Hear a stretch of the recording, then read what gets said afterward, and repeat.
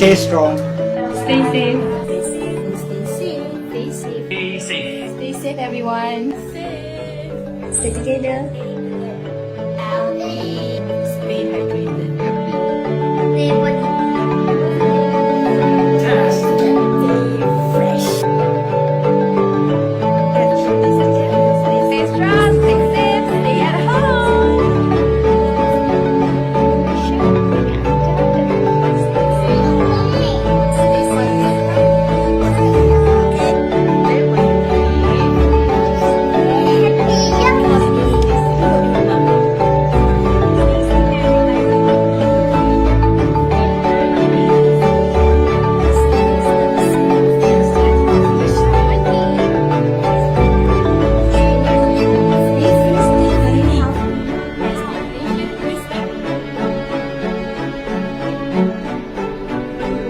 Stay at home, yeah.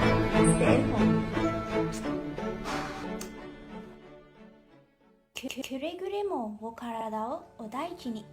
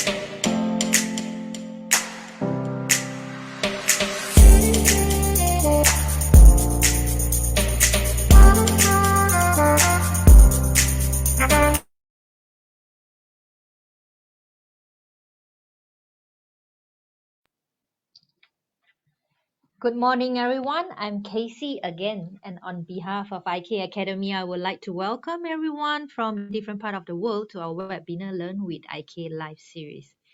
I'm seeing some audience from Thailand, Malaysia, Philippines, India, and Australia. Hi. And you may wanted to share with us in the comment section, hi, and where are you from today?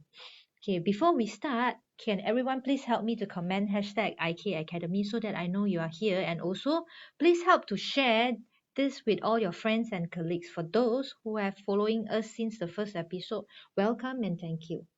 For those who are new, IK Academy is a technical training provider. For those who first heard about IK today, IK stands for Integrating Knowledge. We train, we integrate. We help technical professionals across the world to integrate what they have learned into their professional and personal lives.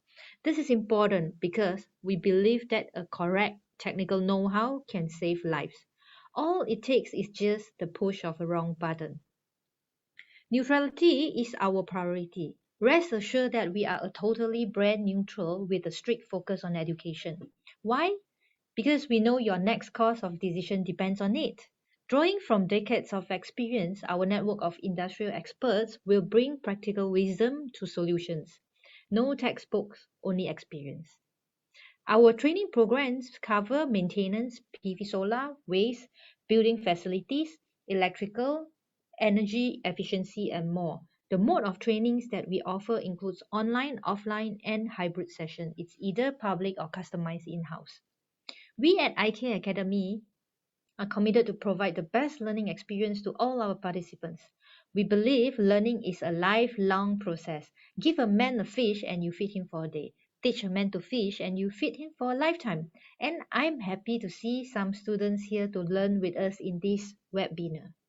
Okay, before we proceed with our session today, I just wanted to share with you our upcoming training programs on air conditioning systems, energy management and efficiencies in electrical equipment, and process safety management. Kindly scan the barcode to get more details.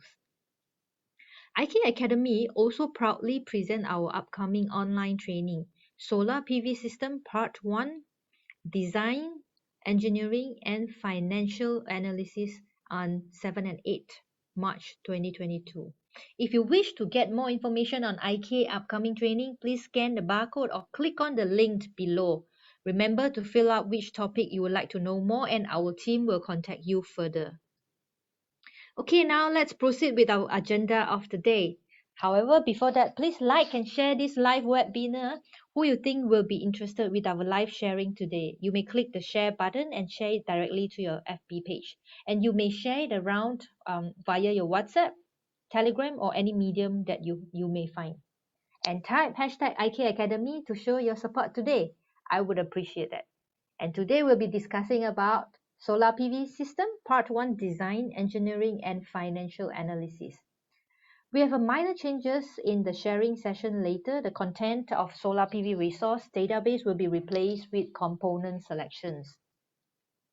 Okay, latest predictions and certain industry sources mention that by the year 2050, solar PV system would represent one of the largest power generation sources in the world, just behind wind power, and lead the way for the transformation of the global electricity sector. Solar PV systems would generate almost 25% of the total electricity requirement of the world and would become one of the prominent power generating sources within the next 3 decades.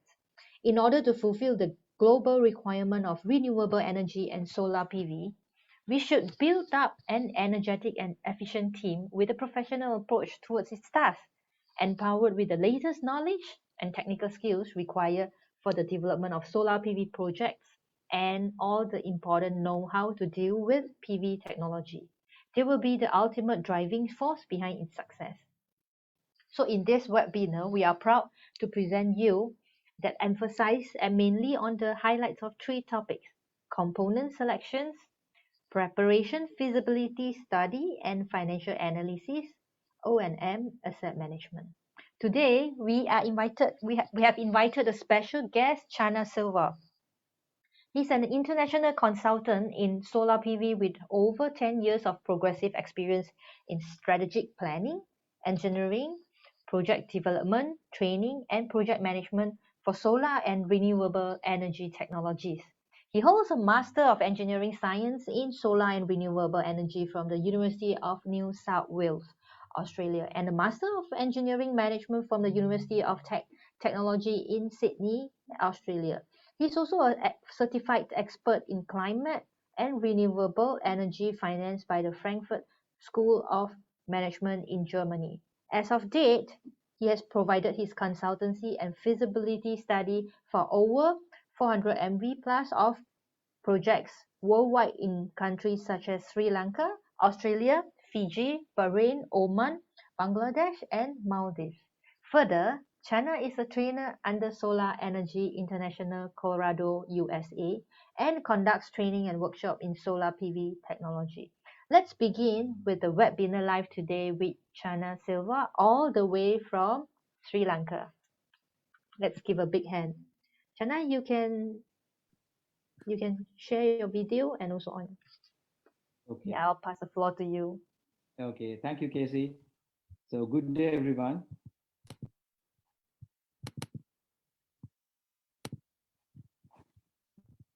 Okay, I'm Chana Silva, and thank you, Casey, for the introduction. So this webinar is mainly on solar PV technology and specifically focus on three different topics of feasibility study and component selection and asset management. It's a vast subject topics, but I would like to give a summarized introduction about all three topics, and which are like heavily we are planning to discuss on upcoming training program under solar PV system part one design engineering and financial analysis.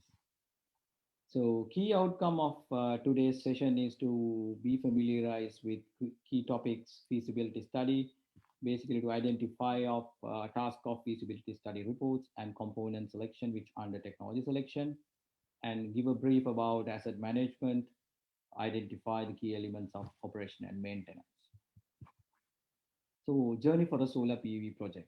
So any project, whether it's a rooftop project or ground solar or utility scale ones, so all these projects going through this journey. So we can mainly identify four stages of work for any project, starting from feasibility study to identify site location and preliminary design, maybe project company formation and energy yield prediction, and decision on financial requirement analysis also can be identified during the feasibility study stage, so which we are going to discuss today. And the next stage is permitting, planning, and contracting. Generally, all the approvals and regulatory assessment and the planning of procurement or any other planning with the contractor management, it will be happening generally under this stage. And the third stage of a solar PV project is EPC stage and the project management stage, which where the real work start. I meant like the brick to brick, the basic installations, and the final stage of asset management, which means operation and maintenance at the fourth stage. So in general, we can distribute the process of a solar PV project. The journey of a solar PV project can be into different stages, but these are the main stages that we can identify. If somebody wanted, we can further categorize into some sub stages as well. So under the feasibility study, so I would like to give a brief and summarized overview about what exactly you need to focus on when you are conducting on a feasibility study. So why you require a feasibility study? What's the importance of it? So importance of a feasibility study is to basically to understand for organization to get the right decision and provide valuable information, checking about the project viability or the financial viability, and decide then to go ahead or not. Basically, to take a decision of if you need to take a movement of moving forward or not. So which results again improves the project team focus, and same time you can identify alternative business opportunities and identify new opportunities as well. So in that case, in every perspective, if you are conducting a feasibility study before you start all these work, then which is anyway advisable. So that if it is a comprehensive one, so that will always recommend that. So what is the outline of a feasibility study? So I would like to give a very small brief about what's the outline, and this every time this can be changed as per the requirement of the client or the investor or whoever the party who requests you to conduct a feasibility study. But in general, so I would like to outline the feasibility study report basically in this format. And first start with the pre-feasibility study. It means like if you before you start a feasibility stage, the comprehensive feasibility stage, you can identify the project scope, and maybe have you can have a quick preliminary design and simulations, maybe do some financials, the preliminary financials. And same time, these financial information also can be predicted some, revenue projections. And same time, site identification or site selection also can be, identify at the pre-feasibility study stage. So once the pre-feasibility work, the preliminary work is being done, so then it comes to a detailed, comprehensive identification of task. We start with the regulatory assessment. So in any country, wherever you want to conduct, conduct a feasibility study or a prospect project, so better to take a regulatory assessment in the stage of regulatory, have a regulatory assessment. So in the regulatory assessment, you can identify the relevant authorities approvals and clearance which are required in local perspective, and same time the grid connection requirement. So country to country, place to place, whether it's Malaysia or Indonesia or Thailand or any other country, the grid connection methodology and the protection system from requirement from the utility companies are different. Technically, that could be similar, but in a regulatory aspect, that could be different. In that case, always better to identify the grid connection requirement, and same time the PPA guidelines. So what exactly you need to identify, and what are the conditions. So what's the tenor, what period of PPA, and what's the tariff is being involved, whether it's a local tariff or USD or some other currency based tariff. And other relevant studies, maybe some technicalities which related to regulatory, what are the difficulties, constraints which are available. And same time, regulatory perspective, you can identify some land acquiring process as well, because some of these, the local authorities for the boundaries and some of these areas, different country to country, there could be a different rules and regulations. So always advisable to identify the regulatory assessment in the feasibility stage to minimize the risk event which going to happen in future. And same time, the financial and funding strategy is very important, because without funding, proper funding arrangement, you can't move forward. So in that case, project cost estimation is very key. At least if you can identify the actual cost based on at least 90 to 95% accurate project cost estimation would be really worth when you are taking the decision. And same time, those project cost estimation can be taken consideration for the cash flow, the revenue projections. Maybe you can have like different financial parameters like IRR in PB, or and then you can have your own assumption with your financial agencies, what are the equity to debt ratio. Based on these, you can do some sensitivity analysis, and you can consider different business and economic models, whether it's a capex, opex, or different scenarios. So I'm going to go with detail of all these things because I'm restricted with time, and same time the flow is focus on give idea about what's the outline for the feasibility study, and same time the financial scenarios, and whether it could be a private investment or the public or like hybrid funding arrangement. And then it comes to the technical arrangement.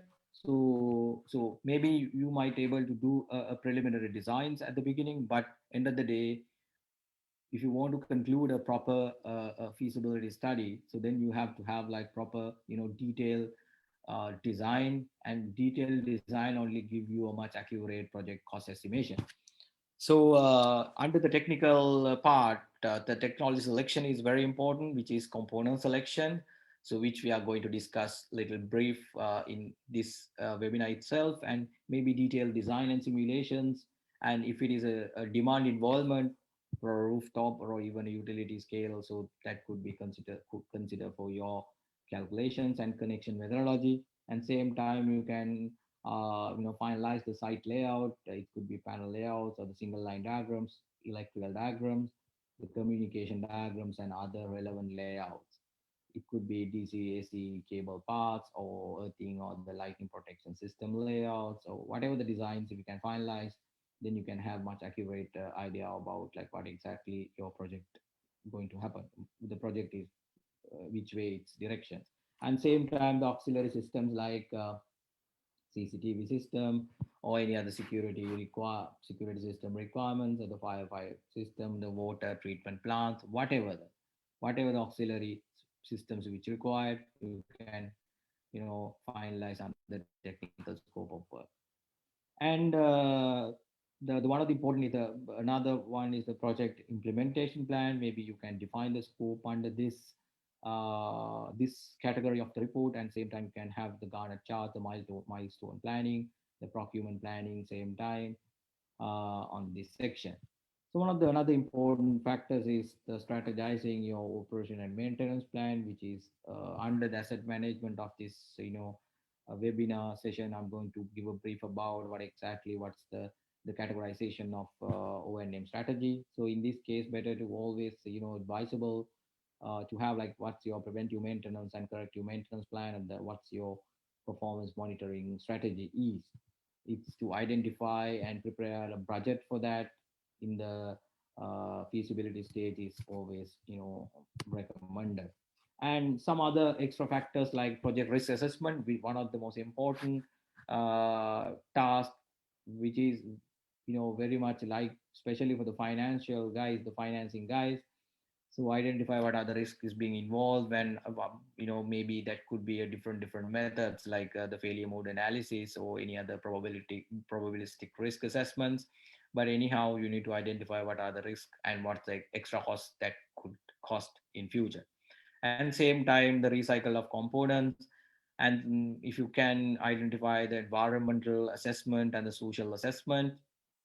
So maybe some of the case even I experienced such, the barriers and from social in some part of the world, for the technology, some cases because of the unawareness of the subject knowledge. And better do a separate or inline environmental and social assessment with that. Maybe that could be a regulatory authorities or central environmental authorities requirement. And same time, so you can do some specific work like formation of a project company and what's the project organizational hierarchy, and some legal framework as well. So these are some of this information only. So the outline for the feasibility study, but it could be very specific and customized for the client's requirements. So that can be added. But in general, we have to cover all this information. So since that I went like outline of the feasibility study, I would like to give selected items, give a brief about what exactly that does mean under the site selection of a feasibility study, and how to do a site selection. So what are the parameters? What are the considerations that we need to do when we select the site? So the first one that come into the mind is the solar resources, because end of the day, the solar PV technology is related to the solar irradiance, solar power basically. So in that case, if you select a higher or the global irradiance rich area, so you can have much higher energy yield. So in that case, referring a global irradiance atlas or global irradiance map or any weather data set, try to find a best location with a higher global horizontal irradiance. And same time, if that particular location should be very minimal with the near shading. And same time, if you can find a place where with like minimal with far shading as well. For example, let's say if there's a mountain or like some long obstacles far away from your location, that also could be affected on the performance of your plant. Maybe your that could reduce the diffuse component of irradiance from that particular thing. So if you can have a proper analysis of what are the far and near shading objects around your location, whether it's a rooftop or a ground solar project, so then you can have much higher energy. So the land requirement, in the sense like the land requirement is always depend on the land shape as well as the PV module technologies being used, and interrow spacing for the maintenance. Maybe it could be boundary requirements or the regulatory requirements. So let's say, for example, if you're using 500 watt module and if you're using 300-watt modules, but if you use a lower capacity modules, then you have to have like much higher, land, like much, extra land requirements. So in that case, if you are restricted with lands and if you need to focus on like very restricted land area or roof space, then you have to select much higher module efficiency, and same time when it comes to avoid unnecessary interrow shadings. So then so you have to keep necessary gaps and the interrow spacing on that, and maybe maintenance internal roads and all these things. And topography, and the ideal for the fine lands which requires a minimum clearance which reduce the cost, and slight south facing slope is a dream topography. It depends on the place of installations, whether it's the south facing or the north facing, which hemisphere that you are in, and site security aspect, and geotechnical requirements. Like before you start installation for a ground solar project, better to conduct a geotechnical survey to identify the groundwater level, and the resistivity of the soiling, which may related to the earthing system, and the load bearing property, which it's always in line with the foundation types, the drivability of pile foundations, and same time the soiling or the chemical properties also in line with the resistivity of the yeah, and the earthing system, and the grid connection. So even though you find the best location for the best location, but it should be close proximity to the grid connection. It always reduce the cost, and the grid availability and the grid capacity it's important. That's why I said, like, under the regulatory assessment, you have to talk to the regulatory bodies and the utilities to identify and get idea about what exactly uh, uh, the grid available capacities are. And environmental and social requirements are very important, because when you are selecting a land, if there's an environmental objection or the social objection, then definitely investor could face a lot of problems. And infrastructure needed, access to water, electricity is very important, even though it's cheapest land on the earth. But if you can't find a proper electricity and water supply during the installation, and after that you can find it from your plant itself. But to construct, you have to have like proper accessibility for all these things. And under the feasibility study, energy prediction is also important. This is a snapshot of PV loss diagram. So PV and some of these like helioscope, there are a lot of softwares are available to conduct PV energy simulation. So PVSys and Helioscope, like these softwares, is provide the bankable reports, and you can have like proper identification of what's the energy yield it could be, and it can integrate it with actual weather data, and whether it's a satellite derived or the actual data gained from the localized site based data. So anyway, always recommend to conduct energy yield prediction, whatever the technology that you have selected, whatever the modules and inverters. So this is like a sample, template of a PVC loss diagram, which indicates how the loss can incurred from temperature, and ohmic losses, in the sense like what's the cable losses and what could be the module quality losses, and what is the inverter losses during its workable condition. So I'm not going to brief deep on this. Just want to give a idea about so what exactly it should involve include in the feasibility study. And same time, under detailed design, so you need to identify what's the relevant standard which are applicable to the localized condition localized contest. For example, in Malaysia, what are the grid interconnection standards? In the regulatory assessment, it's always recommended to identify what are the standards being involved, what are the international standards that you can refer for your installation. For example, it could be NEC or IEC or Australia or whatever the European standards, or any defined localized grid connection requirement. And same time, when you do the design, always recommend to go in line with the OEM, original equipment manufacturers guidelines, especially at least with the inverter company and the module company.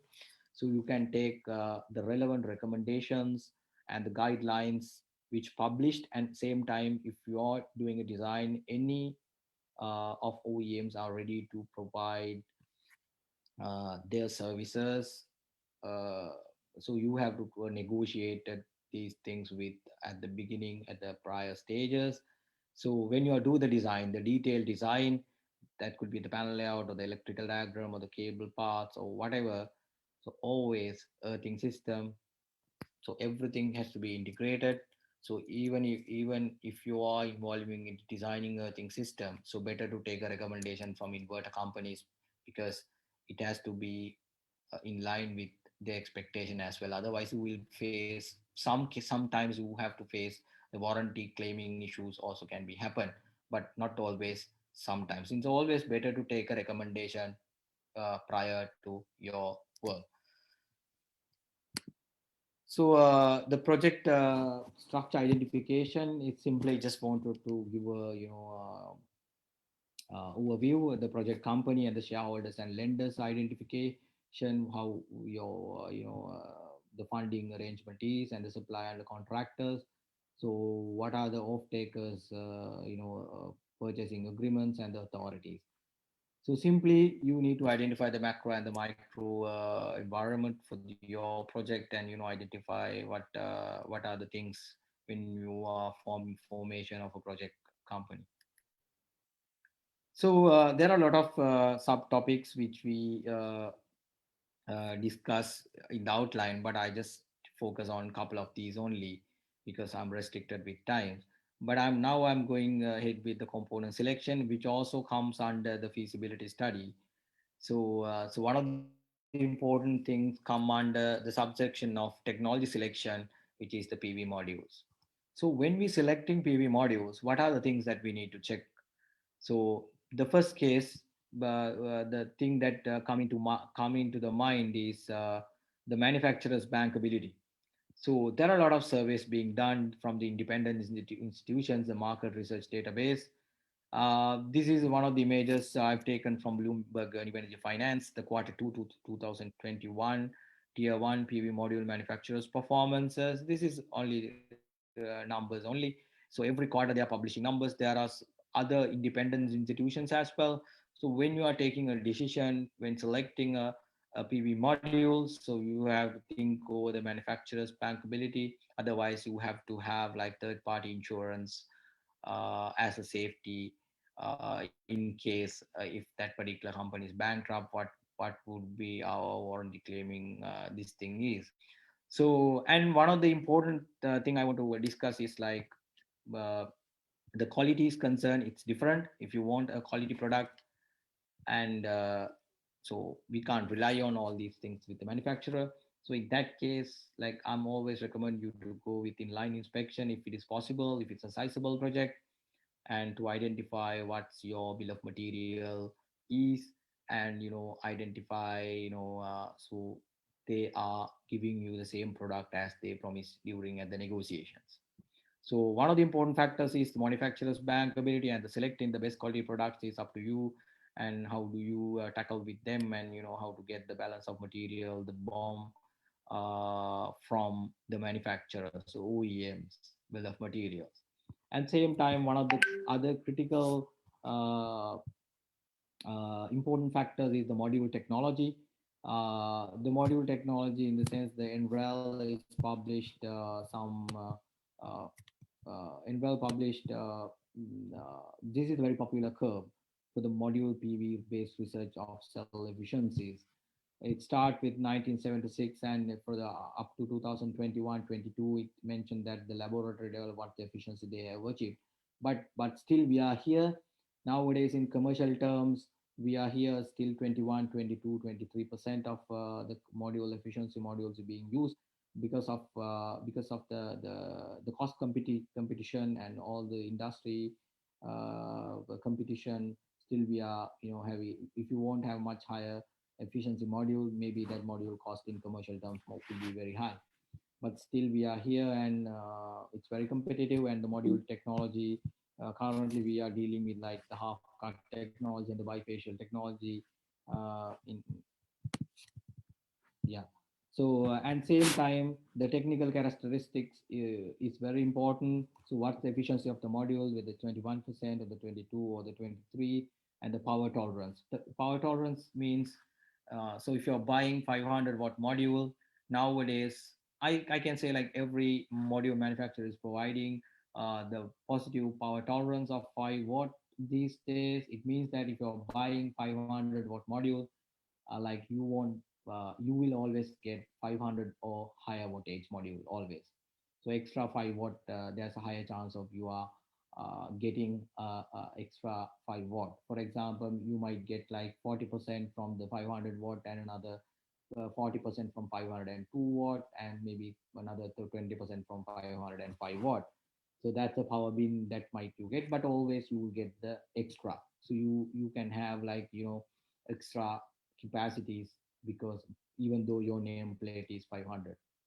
So these things you have to check, and the flash test reports and the temperature coefficient. The lower the temperature coefficient, higher the benefit you get. It means that if the temperature is higher from the standard test condition, which is 25-degree, and if the temperature is higher, then it reduce the voltage, and same time it reduce the power as well. So so if you when you're selecting a module, always recommend to select a lower temperature coefficient modules, which are advisable, because highest percentage of your loss being involved with the temperature losses, which could be 12 10%. It again depend on the area of the installation. And in that case, when you're dealing with the technical characteristics, there are important factors that you can uh, consider by looking at the data sheets. And the module quality is a manufacturer dependent process. Let's say if it is a sound or a bigger company, doesn't mean exactly you will get the best quality products. That you need to follow up with them and get the best quality product out of them. So if it is a bigger project, sizable project, and always recommend to go to the factory and do the inspection, check whether that the BOM bill of material that you are getting, the panel you are getting is exactly they quoted. And same time, maybe they can save some from connectors or from the frames, or some small adjustments maybe. So if you further negotiate further, maybe you might compromise with the quality. So in that case, it's a purely a manufacturer dependent. When you are selecting a PV module, so then inline inspection, I must say it's important if it is a sizable. I'm not saying that if it is a smaller project, it's very difficult to do such, but it's a sizable one, then cost can be average. And same time, a degradation, the LID and the PID. So normally, generally, the annual degradation is 0.5 to 0.7% these days, and the light-induced degradation is 2 to 3%. Most of the cases we've seen 2.5%. Aging of every module is there of like average of 0.6, 0.7%. The warranties, most of the cases we've seen the product warranty is for 10 years, and the performance warranty for 25 years. But nowadays, the newer modules coming from most of these module manufacturers is 12-year product warranty, and some of the cases we've seen 30-year performance warranty. The performance warranties is being linear performance warranties. So you have to check all these factors when you are selecting PV modules. And standard, there are some of these standards to comply that should be also in line with the local standards. So maybe related to the custom clearance and some installation standards. We have to check whether that the local relevant standards also being matched or not. And the other important component of a PV system. So I'm basically focused on component selection under the section of component selection, only PV inverter and PV module only, because these two accounts for the 60% nowadays of a 50 to 60% of the total BOQ. And and basically inverter calls is as the heart of and the brain, basically we can say the brain of the solar PV system. So when it comes to the PV inverter architecture, there are three categories. The main first category is central inverter, which suits for the large scale PV plants. It means the bigger inverter, maybe inverter ranging of mini central inverter start from like 125 kilowatts and goes to like maybe 1.25 and 2 megawatt 2 MVA invert capacities. And then the next category of inverters is the string inverters, which is the middle range inverters, very popular inverters. It comes with parallel multi-string inverters, starting with 1 kilowatt to nowadays it goes to 200 or 250 kilowatts of string inverters as well.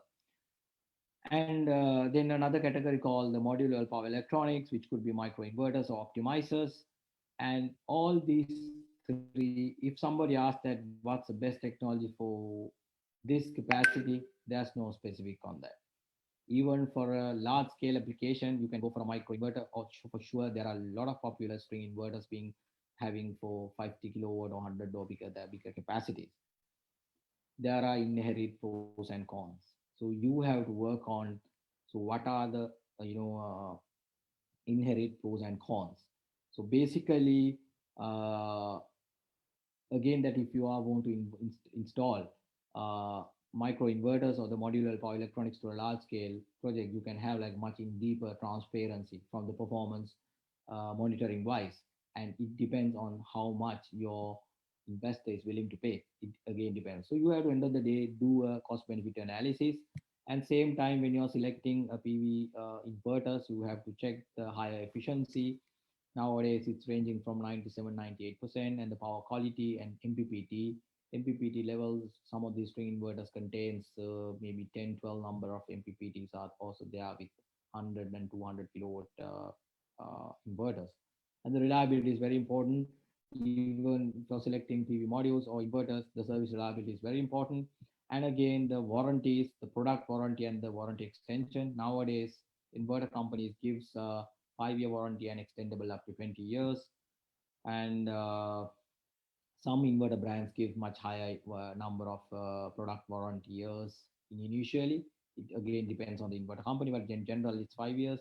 And standard, there are, as I told, like in the PV module, there are set of standard has to be complied with, which should be in line with the local this thing. And I was wanted to have a very quick brief about the tracker selection, which it could be a single access or dual access tracker, which works for you.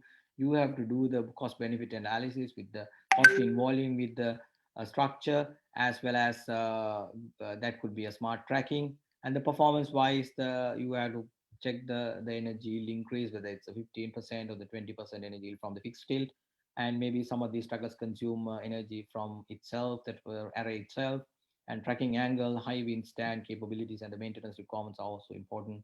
And when you're selecting tracker, you have to check the product warranty and the claiming procedure and the reliability. And yeah, the second topic, which is the component selection, which I was just highlight on PV module selection, inverter, and the tracker very quickly. So I'm going a bit faster because I'm restricted with time with this webinar. I wanted to cover up much extra information. So the third topic of today's is asset management, which is the modernized way we call it as the solar PV asset management. Earlier, it's in general terms, it's operation and maintenance, which provides the supportive activity to ensure the best operation of a solar PV plant. The motive of the asset management is to maximize the energy production, which and again minimize the plant downtime and the reduce the cost. And same time, the reporting, it's regular reporting should be submitted to O&M, the asset owners, maybe proper asset management. From my perspective, considering all four stages of the project, the important one is asset management. Even if you're messed up with feasibility stage or installation, the project management stage, if you have a proper asset management process, then you can reduce the risk, and same time you can reduce the prospect even events of failures can happen. So warranty claiming procedure and insurance claim, and also the dealing with local authorities, ongoing operation also being happen at this stage. And main things of this stage is to minimize the operational cost through preventive maintenance activities, avoid the performance dip through predictive maintenance activities, and unexpected failures can be avoided if you have a proper asset management and the performance monitoring system.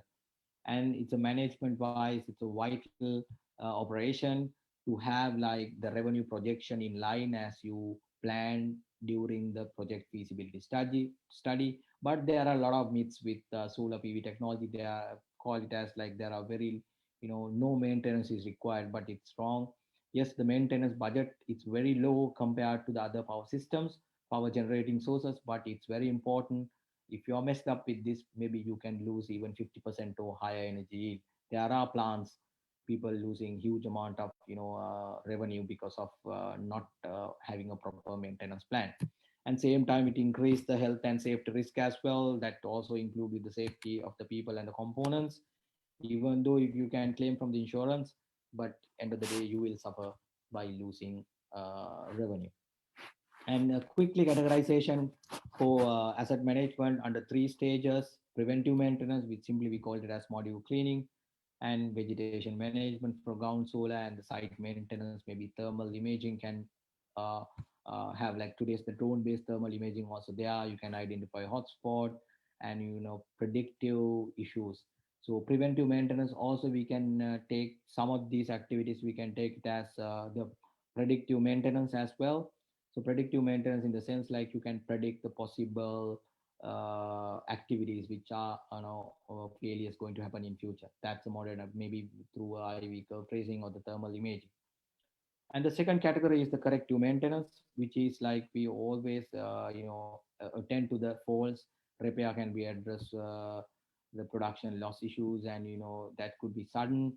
You have to have a proper O&M contract to attend all these things, and same time the warranty enforcement and the minor repairs also is included with the corrective maintenance. And the monitoring perspective, that's always important, whether it's daily basis or the weekly or the quarterly or annually. So monitoring has to be there. I just got some snapshots from monitoring based system. So this basically picture belongs to this rooftop project installed in Fiji. And this the consumption side also we use some money equipments. And some of these generation is being consumed straight away, and some part of the energy generated is it's going to the fee export to the grid itself. And this is like this I don't think this is not I think this is not clear, but this is a modular monitoring which provides through a micro inverter modular power electronics facility. So you can have like much more transparency of the performance monitoring through power electronics, modular power electronics. And same time this is an image from SCADA, and this is irradiance versus the power of a 1 megawatt ground solar project. And just want to have like a quick idea about what exactly the performance monitoring is. The person who are in charge of a performance monitoring can have like for your own data, do analysis and do variation analysis, and take decision based on that. If performance are in line, then it's fine, but it's going down, so then should do corrective actions to reduce that gap or reduce that risk. And the administrative activities like the implementation of O&M activities, documentation, the performance recording, and maybe the contract renewal and contract and the stakeholder engagement. For your information, when it comes to performance budget, perform operation and maintenance budget, normally like 30%, 35% is being accountable for the preventive maintenance, and another 40% budget is being involved with the corrective maintenance, and the 20% maybe 10 to 15, 15 to 20% involved with the performance monitoring, and probably 10% it's accountable with 25% with the administrative and the overhead work. And quickly, my last slide of the day, and when it comes to operation and maintenance or asset management, you can measure a key performance indicator. If for a human, we know that we have KPIs, and but at the same time, these solar PV also you can define a lot of KPIs, and the plant level KPIs like reference yield, expected yield, and the performance ratio. It means like the system efficiency. Maybe that performance ratio can be corrected through temperature of actual and the technical availability and the tracker availability.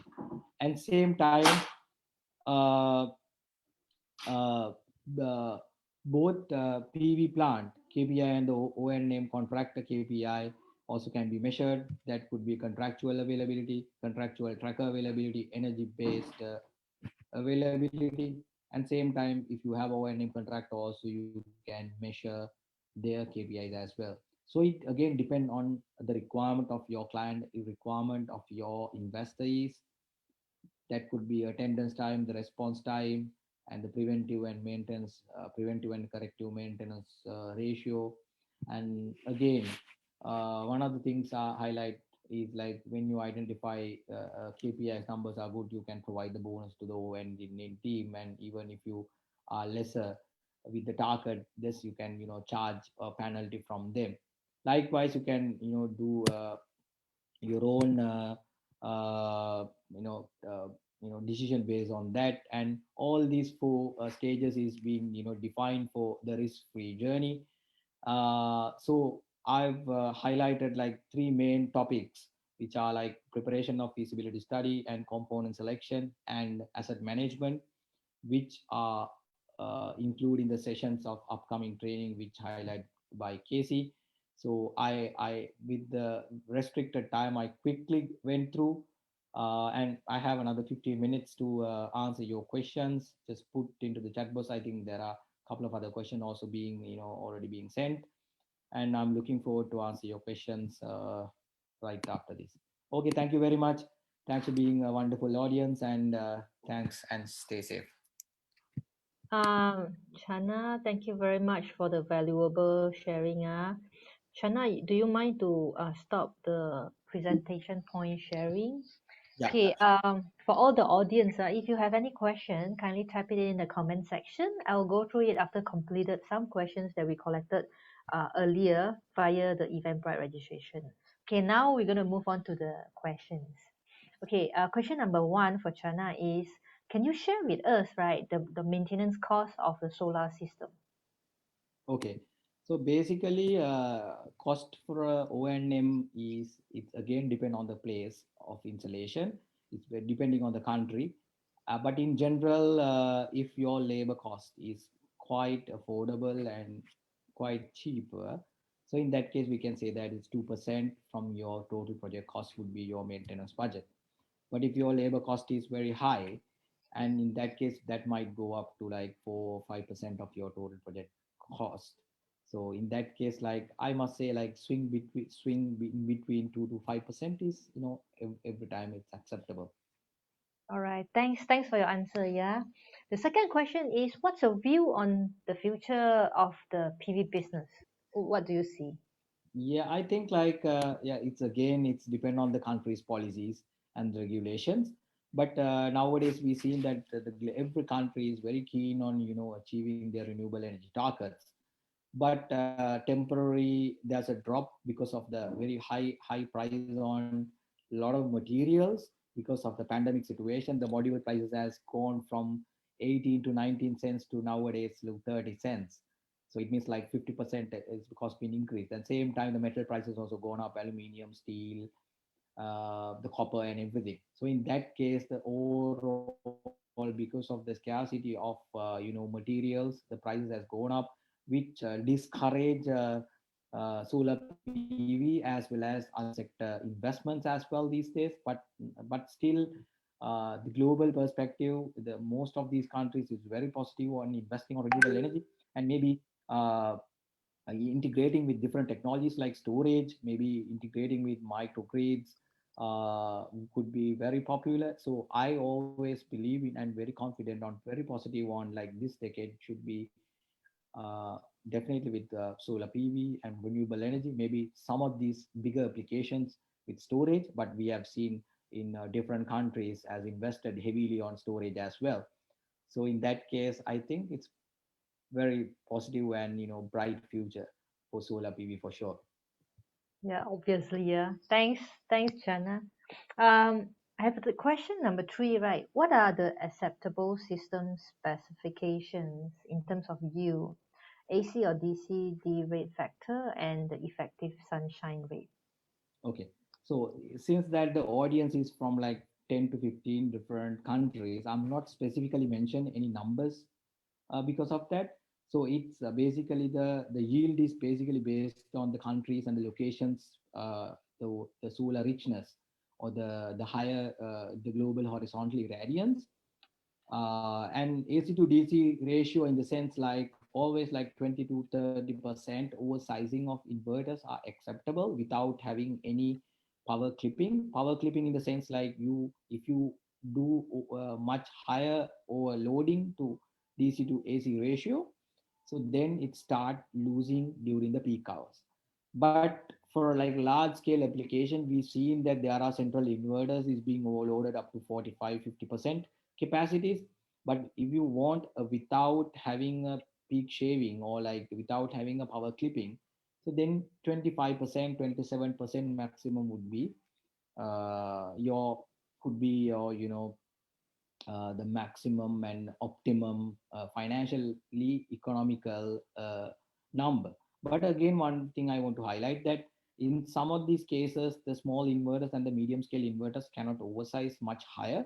So in that case, you have to refer first the data sheet, and then maybe you can refer the OEM guidelines and you can refer and take comments on that.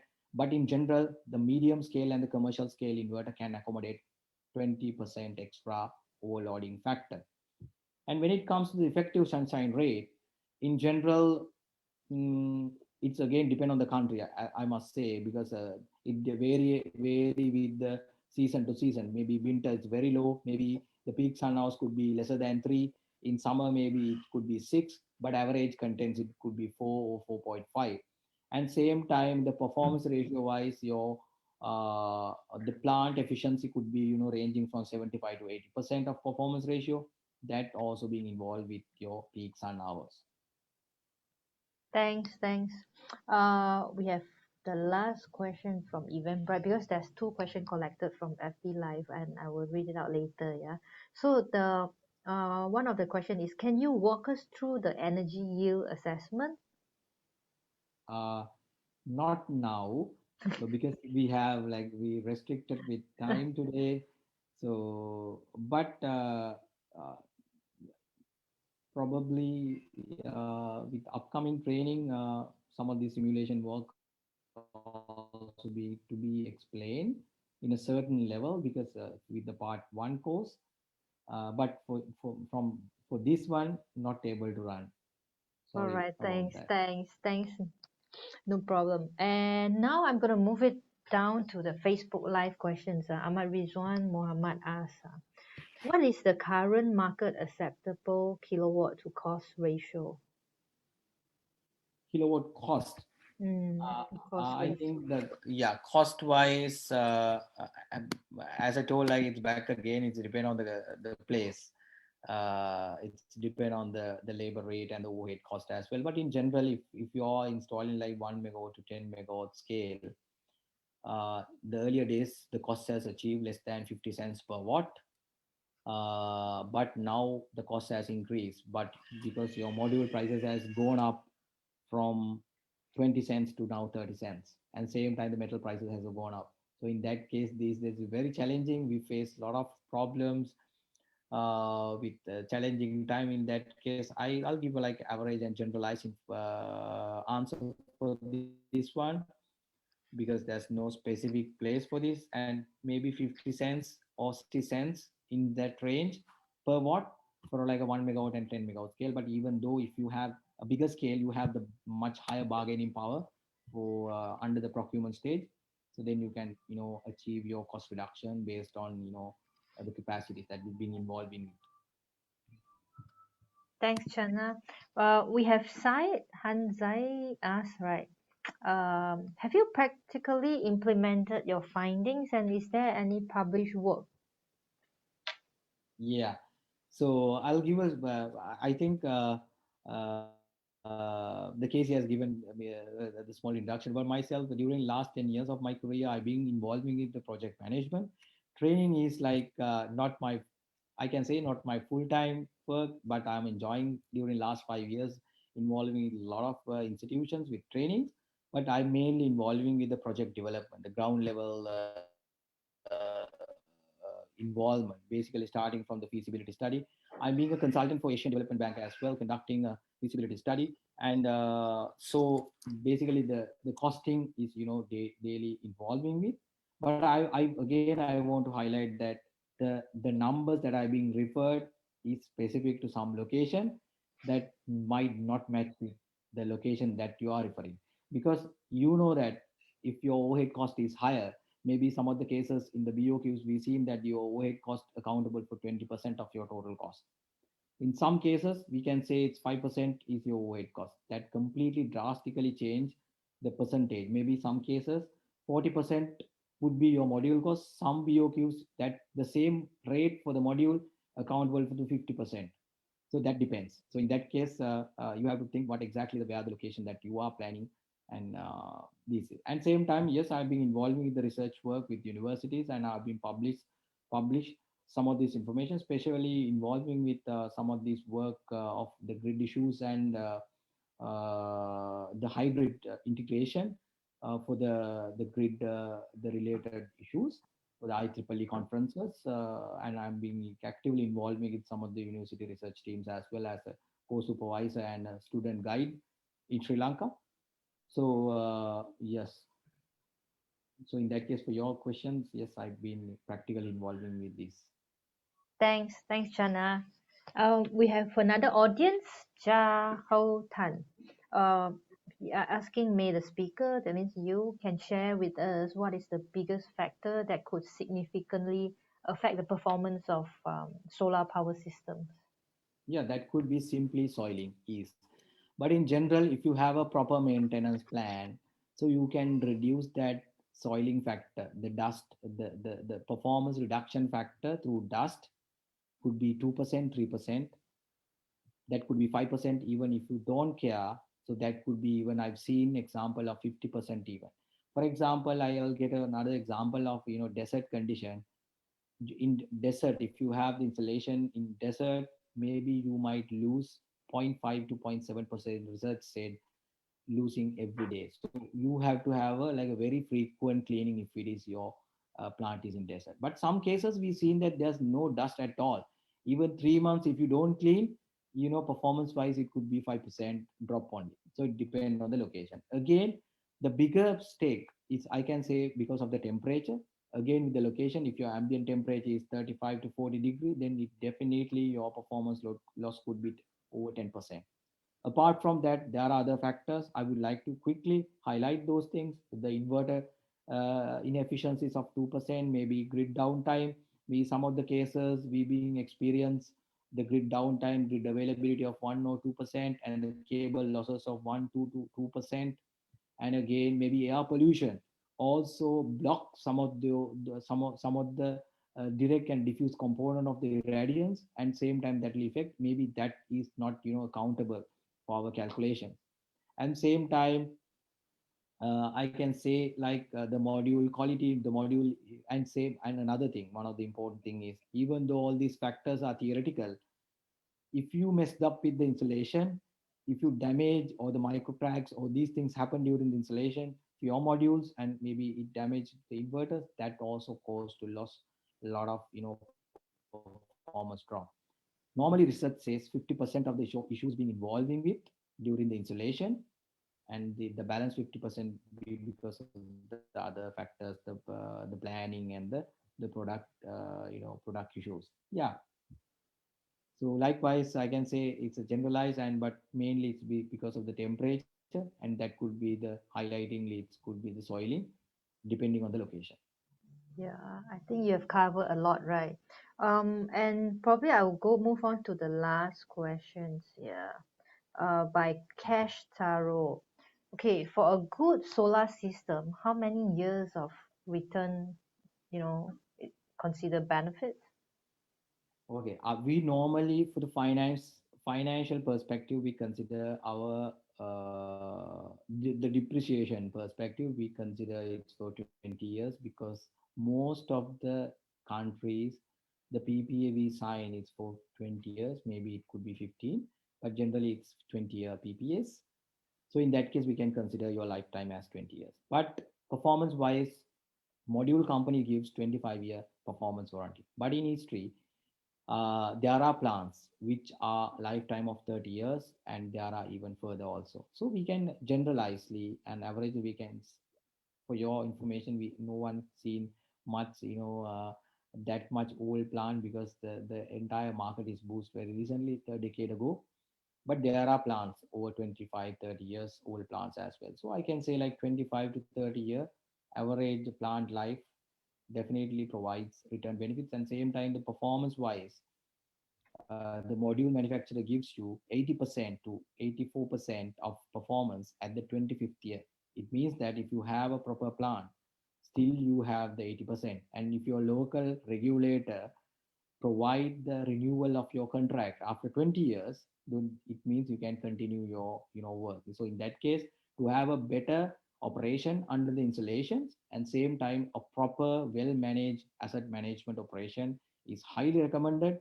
For me, that's what I said, like asset management is the most important thing as far as I can see, because it gives you your revenue projection and to achieve your financial feasibility and the business, achieve the business, economic and the financial, viability. So that's very important in that case. All right, thanks, Chana. Maybe I extended one more question. Last one from Wahab Hassan. What are the most degradation that you notice in the PV panels? Yeah, in general terms, because of the module level power electronics, it's been not involving with, it's very difficult to gauge. But I've seen that, and same time, if you are deeply involving in the research level, measuring all these things, compare, then you can identify. But because of the highly variation of the climate, the data as well, it's very difficult to judge. But I can see like the most of the cases I've seen that it's going in line with and lesser than expected degradation. There are more deviation as well. I can see because of the micro cracks. I've seen it because through hotspot as well. So I cannot say a number for this one because I haven't deeply research and identify that root cause from this because of the degradation. But it could be because of the installations, and but most of the cases we've seen it's less than the expected degradation, which is 0.5 to 0.7%. Thank you very much. Thank you, Chana, for your fruitful sharing today. We gained a lot of extra information, and especially you answered quite a lot of Q&A in the chat room. Okay, if you wish to join Chana's training on solar PV system, part 1, design engineering and financial analysis on the 7 and 8 March 2022, please scan the barcode and click on the link below. Our team will contact you.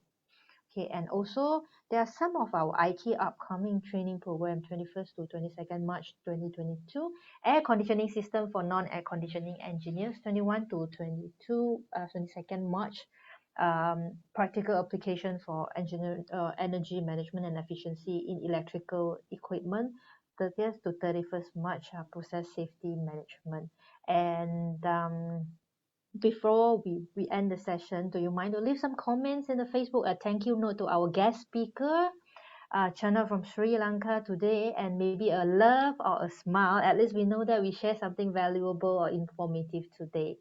And not to forget to like, follow our page in LinkedIn and Facebook, and also join our FB community page, iClub by IK Academy, to get the latest news for all our upcoming live webinar and also other content sharing. Okay, our upcoming event, Engineering Die Forum, will digitalization unlock more energy efficiency opportunities, which is held on 25th March 2022 from 9 a.m. to 12:30 p.m. The total investment is USD 19, and a very good news for all our IK webinar supporters here, as we are giving out 20 free seats for this event. First come, first serve. Please remember to fill up the link below and state which event you wanted to register to entitle these 20 free seats. We're going to expect a full house for this session as well, because we have 4 different speakers to speak on their perspective. Okay, and lastly, I'm going to announce our next IK free webinar will be on 3rd of March, 10 morning Kuala Lumpur timing. The topic is hazardous materials management and spill prevention by IK host Diana. 15 March, 10 morning Kuala Lumpur timing as well. The topic will be process safety management by IK host Huda. Well, I hope I can actually meet everyone again from all around the world. And thank you very much here from Casey, and stay safe, everyone. Bye.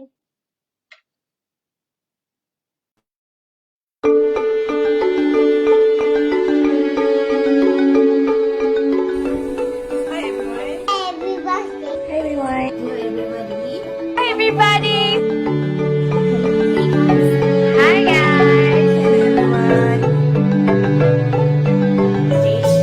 Stay strong. Stay safe. Stay safe. Stay safe everyone. Stay together. Stay hydrated.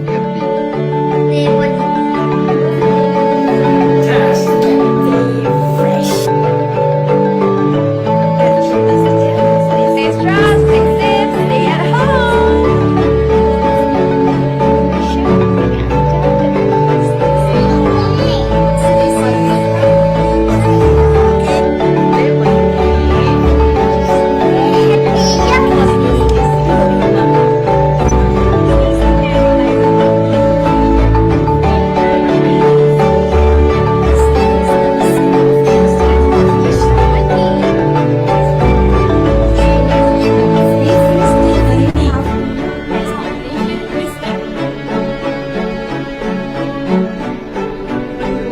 Stay at home, yeah.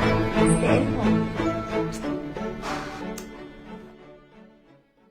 くれぐれもお体をお大事に。